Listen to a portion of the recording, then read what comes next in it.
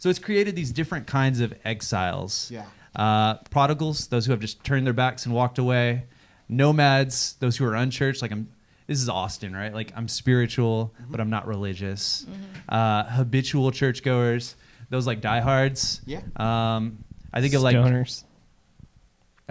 Yeah. I'm tracking now. Sorry. I'm not. AKA the single folks of Austin. Yeah, the college kids. Oh, Austin. Sorry. Yeah. Sorry. I was like, no, my stoner friends aren't. Anyways, but like just traditional. Like I'm Catholic, CEOs, Christmas, Easter only, and then finally like 10% of people identify as resilient disciples, like people who actually are actively living this thing out.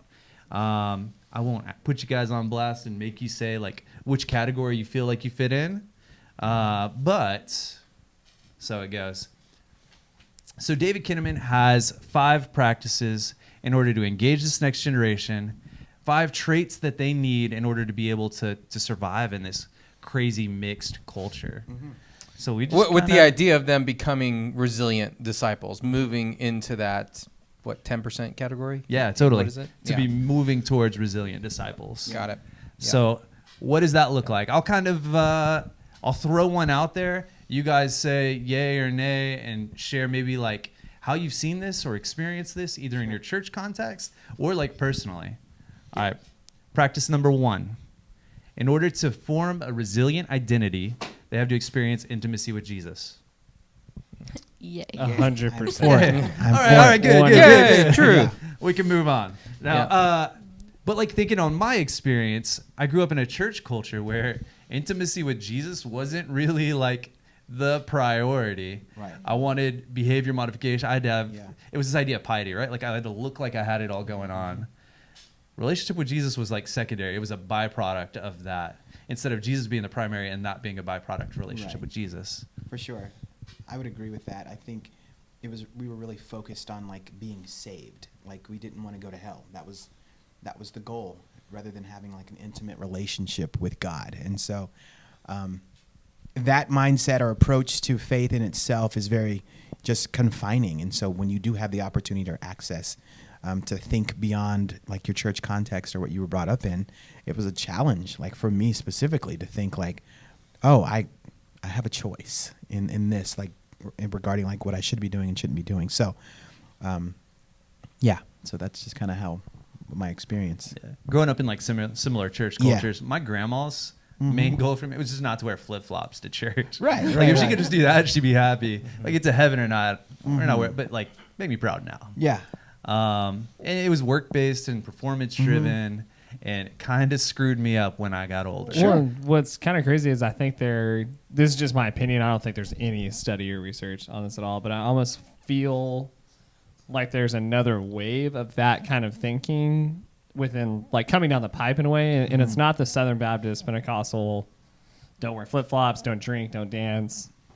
Look this way and you will attain the salvation you're saved, but almost to have an intimate relationship with Christ has to be the fog machines and the lights and the on your knees and there's nothing wrong with these things, but like a passion conference and, the mega church, and I have to go there and have to raise my hands or experience this specific form of really big production worship to really have intimacy with Christ. And then that's where I get maybe even uncomfortable because I see it and I know it's good. I know that this is a good thing. There's nothing wrong with it. I think 20-year-old me was completely against it because I was like, this is bad, but that's just jaded and stupid. Yeah.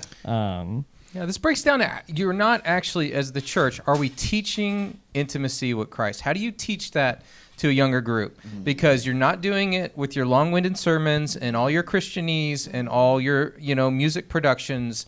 How do you teach a young person that they can be intimate with God on their way to school, sitting in class, walking through the hallways, on their daily, everyday routine? And if you're not doing that, you're not teaching young people how to walk with God, how to connect with Him, and all the different ways you can connect with God. If you're not practicing them and modeling them, if you're just coming to a gathering and teaching and learning and doing stuff and then leaving, it's not being modeled. Right. Yeah. So God's in the church. He's there on Sundays, but what do I do on Tuesday afternoon? Yeah, I'm dependent on the building. And maybe that's the view, the whole like God is God is there, Jesus is there, I'm over here. Mm-hmm. I can't have this until I'm there. So I just, as you were talking, I was like, well, I think that's still a thing. I just think it Oh, looks for a little sure. different. Yeah. For sure. So now. if you haven't read Practicing the Presence by Brother Lawrence, check it out. It's a quick read, and it's all about that. Like, this guy was a monk, and he would be washing dishes and just realize, man,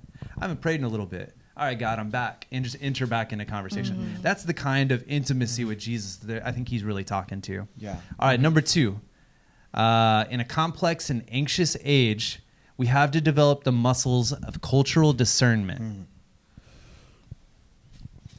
So the big thing that comes to my mind with this is this idea of like we educate, not indoctrinate. And I was actually just talking to Graylyne and our friend Josh about this the other day. Like, discernment is a skill that is lost amongst many people within the church because people want to know what to believe rather than like how to believe. We want to talk about God instead of with God. And so this cultural discernment to be able to like understand the world that I live in and how to interact with it.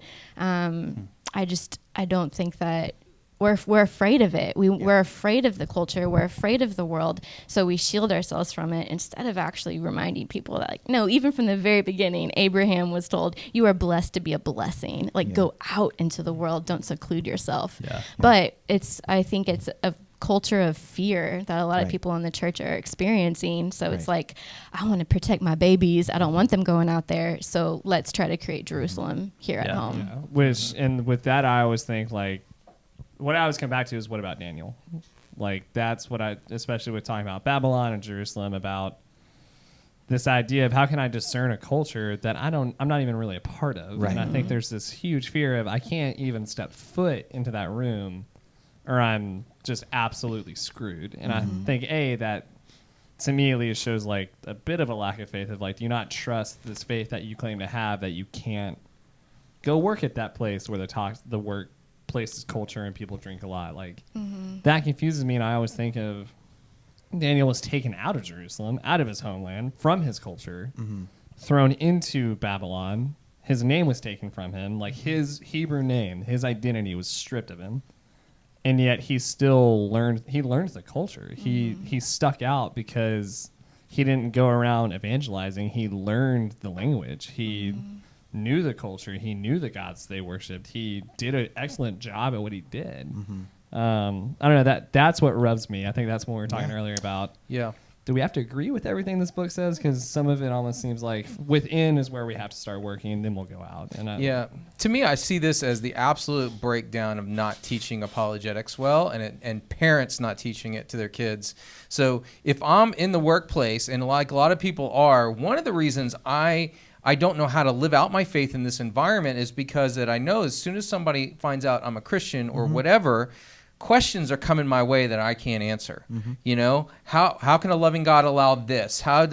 Do Christians hate gay people? All this kind of stuff that I've never been trained to deal with, abortion, hot topics, whatever it is. Like, I don't want to field those questions, so I would rather not and play it low key. And it's not that I don't know what role or influence I should have in the workplace.